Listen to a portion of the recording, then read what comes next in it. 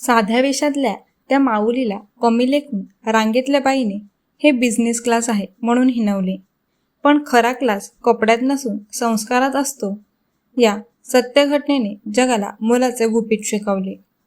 ही खरी घटना काही वर्षापूर्वीची आहे. लंडनच्या प्रसिद्ध हिथ्रो विमानतळावर एक भारतीय महिला विमानाची वाट पाहत होती. तिचा पेहराव अत्यंत साधा होता. अंगावर साधी सुती सलवार कमीज आणि वागण्यात कमालीचा साधेपणा. ती महिला विमानतळावरील बिझनेस क्लासच्या तिकिटांच्या रांगेत जाऊन उभी राहिली. तिच्या मागे एक दुसरी श्रीमंत दिसणारी भारतीय महिला उभी होती. तिने या साध्या वेशातील बाईकडे पाहिले आणि नाक मुरडले. तिच्या महागड्या कपड्यांच्या आणि दागिन्यांच्या झगमगाटापुढे पुढची महिला तिला अगदीच गरीब किंवा अशिक्षित वाटली. त्या श्रीमंत महिलेला राहावले नाही. तिने टोमणा मारला, "हॅलो, तुम्हाला समजतंय का? ही बिझनेस क्लासची लाईन आहे.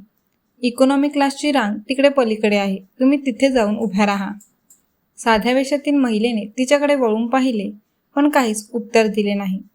त्या फक्त शांतपणे स्मितहास्य करून तिथेच उभ्या राहिल्या. हे पाहून मागच्या महिलेचा पारा चढला. तिने आपल्यासोबतच्या मैत्रिणीशी जोरात बोलायला सुरुवात केली. काही लोक असतात ना, यांना साधे नियमही कळत नाहीत, पण एवढे पैसे खर्च करून तिकीट काढतो आणि हे कॅटल क्लास लोक इथे येऊन गर्दी करतात. कॅटल क्लास म्हणजे जनावरांचा वर्ग असा अत्यंत अपमानजनक शब्द वापरूनही ती साधी महिला शांतच राहिली. तिने कुठलाही वाद नाही घातला. जेव्हा चेक इन झाले तेव्हा त्या साध्या महिलेने आपले बिझनेस क्लासचे तिकीट दाखवले आणि ती विमानात जाऊन बसली.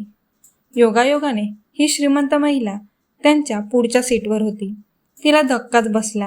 ही साधी बाईसुद्धा बिझनेस क्लासमधून प्रवास करत आहे. पण तरीही तिचा अहंकारी दृष्टिकोन गेला नव्हता.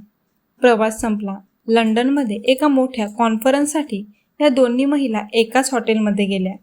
संध्याकाळी जेव्हा कार्यक्रम सुरू झाला तेव्हा व्यासपीठावरून उद्घोषणा झाली, "आता आपण ज्यांच्या मार्गदर्शनासाठी आतुरतेने वाट पाहत आहोत ते आपल्या प्रमुख पाहुण्यांना मी मंचावर आमंत्रित करतो." टाळ्यांच्या कडकडाटात तीच साध्या वेशातील महिला व्यासपीठावर आली. समोरच्या प्रेक्षकांमध्ये बसलेल्या त्या श्रीमंत महिलेचा चेहरा पाहण्यासारखा झाला होता. तिला विश्वासच बसेना की ज्या बाईला आपण गरीब आणि अशिक्षित समजून हिणवले ती बाई दुसरी तिसरी कोणी नसून जगप्रसिद्ध इन्फोसिस फाउंडेशनच्या अध्यक्षा आणि प्रसिद्ध लेखिका होत्या. होय, त्या होत्या सुधा मूर्ती.